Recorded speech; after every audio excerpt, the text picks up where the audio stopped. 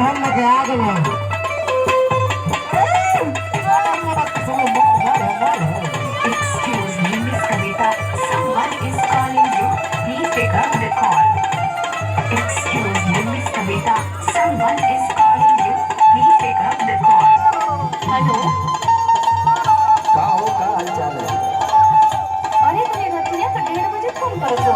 अरे पगली डेढ़ के चक्कर में यहाँ 3-4 कब बज जाते कुछ पता न चलत है। अरे वहां बेच दीजिए कहाँ बताई हमार तो नींद चैन सुकून कुल लेके चल गई तू। अच्छा।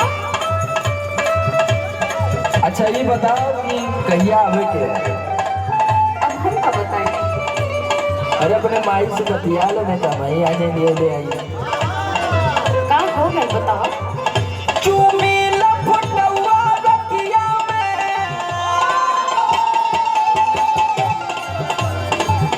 चूमी लपटवा रतिया में जब याद तोहर तड़पावेला कोलवा में सुता के चल गईलू तो कहाँ हो गए?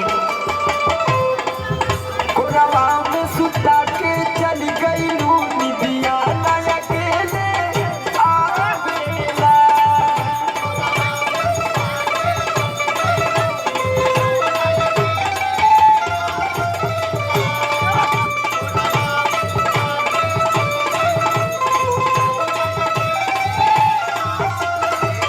अरे अब तुमसे हम का कहीं?